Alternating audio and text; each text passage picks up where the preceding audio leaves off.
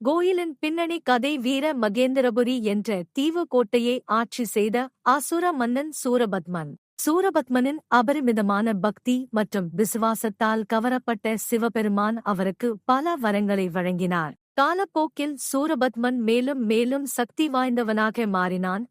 மேலும் அவனிடம் இருந்த அழியாமையால் அவனது ஆணவம் ஆட்சி செய்ய அதிக நேரம் எடுக்கவில்லை. அவன் கலகம் செய்து சொர்க்கம், பூமி மற்றும் நரகம் ஆகிய 3 உலகங்களையும் வெற்றிகரமாக கைப்பற்றினான். தேவர்களான சொர்க்க அழியாதவர்களை இழிவான வேலைகளைச் செய்யும்படி செய்தான். தேவர்கள் சோர்வடைந்து அவரது சித்திரவதையே தாங்க முடியாமல் சிவபெருமானிடம் புகார் செய்தனர். சிவபெருமானின் 3வது கண் திறக்கப்பட்டு 6 நெருப்பு தீப்பொறிகள் வெளிப்பட்டு 6 குழந்தைகள் பிறந்தன. உமாதேவியால் குழந்தைகள் பிடிக்கப்பட்ட போது அவர்கள் ஒன்றாக இணைந்தனர். அது 6 முகங்கள் மற்றும் 12 கைகளைக் கொண்ட ஒரு கடவுளான முருகனைப் பெற்றெடுத்தது. அவர் ஒரு நோக்கத்தை நிறைவேற்றவும் சூரபத்மனின் தலையை பெறவும் வடிவமைக்கப்பட்டார். சூரபத்மன் தேவர்களை விடுவிக்க மறுத்த பிறகு சில நாட்கள் ஒரு கடுமையான போர் நடந்தது. இதன் விளைவாக சூரபத்மனின் மறைவும் முருகனின் அடையாள வாகனமான மயில் பிறக்கவும் காரணமாக அமைந்தது. முருகப்பெருமான் தனது தந்தையான சிவபெருமானை வழிபட விரும்பினார். எனவே தெய்வீக கட்டிடக் கலைஞரான மாயன் திருச்செந்தூரில் இந்த கோயிலை கட்டினார். இப்போதும் கூட சுப்பிரமணியன் கருவறையில் சிவனை வழிபடும் தோரணையில் காணப்படுகிறார். இந்த கோயில் 2000 ஆண்டுகள் பழமையானது என்றும் காலத்தின் துன்பங்களை வென்றுள்ளது என்றும் கூறப்படுகிறது. 1646 முதல் 1648 வரை போர்த்துகீசியர்களுடனான போரின் போது டச்சு கிழக்கிந்திய நிறுவனத்தால் இந்த கோயில் கைப்பற்றப்பட்டது. இறுதியாக நாயக்கர் ஆட்சியாளரின் உத்தரவின் பேரில் டச்சுக்காரர்கள் கோயிலை காலி செய்ய ஒப்புக்கொண்டனர். ஆனால் அவர்கள் சிலைகளை கொள்ளையடித்து டச்சு சிலோனின் காலிக்கு கொண்டு சென்றனர். ஆட்சியாளருடன் பல பேச்சுவார்த்தைகளுக்கு பிறகு சிலைகள் இறுதியாக திருப்பி அனுப்பப்பட்டன. இந்த சம்பவத்துடன் தொடர்புடைய பல கதைகள் உள்ளன.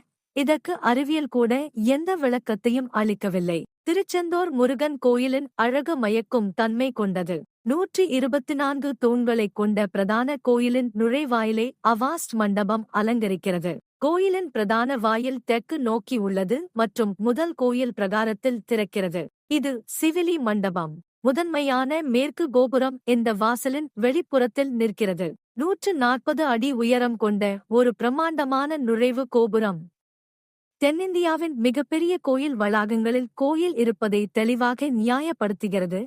கோபுரத்தின் மேல் 9 கலசங்கள், புனித செப்பு பானைகள் உள்ளன.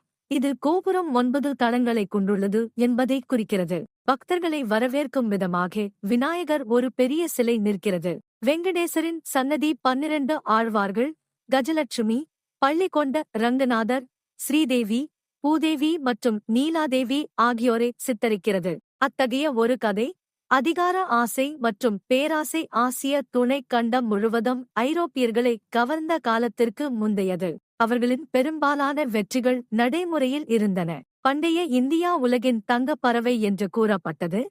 எகிப்து மற்றும் கிரீஸ் வரை வர்த்தக வலையமைப்பு பரவியது. எனவே பெரும்பாலான வெற்றிகள் பேராசையால் சூறையாடப்பட்ட ஒரே நோக்கத்துடன் தொடங்கின. கி. 17ஆம் நூற்றாண்டில் டச்சு கூலிப்படையினர் திருச்செந்தூரில் உள்ள கோவிலில் தடுமாறி நுழைந்தபோது அவர்கள் கண்ணில் பட்ட அனைத்தையும் கொள்ளையடித்து நாசத்தை விளைவித்தனர். முற்றிலும் தங்கத்தால் ஆனது என்று அவர்கள் முட்டாள்தனமாக நினைத்த முருகனின் சிலையையும் எடுத்துச் சென்றனர். ஆனால் விதி அவர்களுக்கு வேறு ஒன்றை வைத்திருந்தது. சில கடல் மைல்களை மட்டுமே கடந்து வந்த அவர்கள் மிகவும் அச்சுறுத்தும் புயலுக்கு இரையாகி தாங்கள் கொள்ளையடித்த கோவிலில் இருந்து முருகனின் கோபம்தான் காரணம் என்று மாலுமிகள் நம்பத் தொடங்கினர். இது இடியுடன் கூடிய மழையே தூண்டியிருக்க வேண்டும். மனதில் இருந்து பயந்து அவர்கள் சிலையை கடலில் வீசினர். உள்ளூர்வாசிகளின் கூற்றுப்படி சிலையின் முனை மேற்பரப்பை தொட்ட தருணத்தில் வானத்தில் தோன்றிய அபசகுணமான நடத்தை ஒரு நொடி முன்பு மர்மமான முறையில் மறைந்துவிட்டது.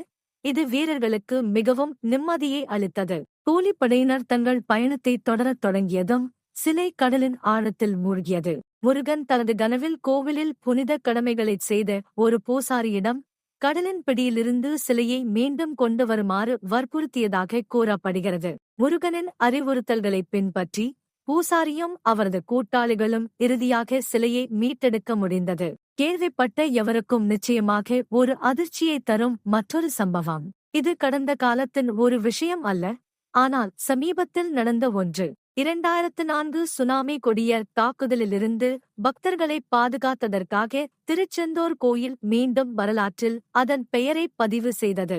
2004ஆம் ஆண்டு இந்திய துணைக் கண்டத்தின் கரையோரங்களை அடித்துச் சென்ற கொடிய சுனாமி கோயிலுக்கோ அல்லது அதன் பக்தர்களுக்கோ எந்த தீங்கும் அல்லது சேதமும் செய்ய முடியவில்லை. இன்றும் கூட இந்த சம்பவம் சந்தேகம் கொண்டவர்களைக் கூட குழப்பத்தில் ஆழ்த்தி வருகிறது.